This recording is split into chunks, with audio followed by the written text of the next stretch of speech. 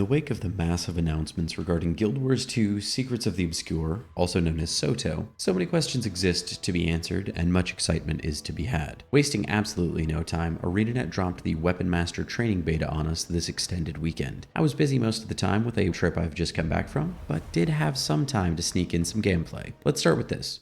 What is Weaponmaster training? Well, it's been announced as an upcoming system that allows you to unlock the ability to use any Elite Specializations weapons without having the relevant Elite Specializations trait lines equipped or even trained. This means tons of new options to really make your character's playstyle even more what you want it to be just for you. Once this system comes out, as of now at least, you will not need to own the respective expansions to unlock the ability to use their weapons. You just won't have access to those traits for those specializations. Nobody knows exactly how we'll unlock this in Secrets of the Obscure. Some people are theorizing hero points. I would prefer that, as I've got a veritable mountain of them, though it could also just be a story unlock or something else entirely. In addition to Weaponmaster training broadening the horizons of each class, we're also getting a new weapon for each class unlocked to spice things up even more. Guardian is getting pistol main and offhand, Revenant is getting main hand scepter, Warrior is getting staff, Engineer gets short bow, Ranger is getting mace main hand and offhand, Thief is getting main hand axe, Elementalist is getting pistol main hand, Mesmer is getting rifle, and Necromancer gets main hand and offhand sword. Several really interesting ones there. I, for one, can't wait to bonk people to death on my warrior. I hope we get some really interesting acrobatic looking moves so my giant plate mail wearing Charr gets to flip around in the air like a terrifying medieval cat monk. For this beta, I only had a few hours to get in some playtime, but I do have some thoughts on my couple of main classes that I play. We'll start with Warrior. Being my main class, I focused on getting some time in with him. As a whole, I do have to say, as a Warrior main, it did feel a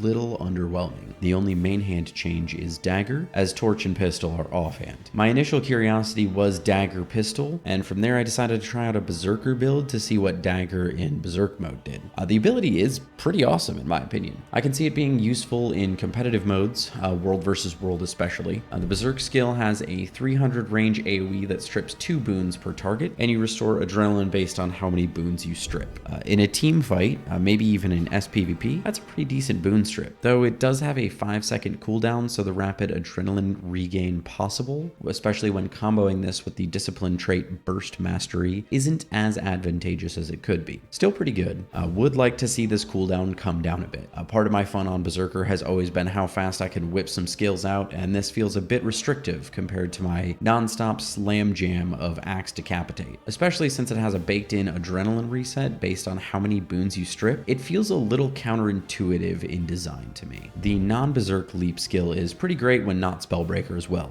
At level 3, removing 6 boons off one target rather than 2. I will say the pistols and offhand is pretty decent, being able to do the usual Dragon's Roar, Gunstinger, Dragon's Roar combo for burst damage. Then you combine these with Warrior Sprint from the discipline tree, and suddenly you get 2 de-immobilize. If you run the dagger pistol combo, you get a 3rd de-immobilize with Dagger's Aura Slicer leap, and then obviously the burst skill as well. Makes you pretty hard to pin down. I didn't really play around with torch much. I still feel that would best be suited to a berserker since that tree's got additional condition damage available, but there are some different combinations that could be interesting. Overall, while I do think dagger pistol berserker's a pretty interesting build that I'm probably going to play around with, Warrior felt a bit lackluster to me. New burst skills are always one of my favorite parts of a new build, and since dagger is the only main hand the other ones got, that's all we get. I do like the new dagger bursts available, to be sure. I did still get a chance to play around a bit with my other 2 mains, Guardian and Ranger. I'm really excited to have a better ranged option available to all specs for Guardian. I decided to play around a bit with a Willbender Longbow build, using the concept of the movement skills to sustain and keep away from enemies rather than gap close with them all the time. It seemed to work decently, but I'm very out of practice with my Guardian and never played Willbender prior to this, so didn't exactly go great either. As for Ranger, I decided to play play around with my Sic Em sniper build that I use to roam world versus world when I'm chilling, but swapping the greatsword for hammer instead. Seemed to go pretty well for me. The additional sustain was really nice. Didn't end up running into any players in my brief time doing it, so only time will tell as far as that's concerned. That's about all I really had time to process in this beta. Hopefully if they beta test anything else before Soto's release, I'll have some time to really sink my claws into it. In the meantime, I'll be getting ready to tank to the skies when Soto drops August 22nd. I'm excited for the next adventure in Tyria. I'm working on an expansion prep guide to move you in the right direction to be ready for the release date, and we'll absolutely be working on guides to help you navigate through Soto upon release. Be sure to subscribe so you don't miss out when those drop. For now, keep an ear to the ground for any more news, and let fortune favor the bold, my adventuring friends.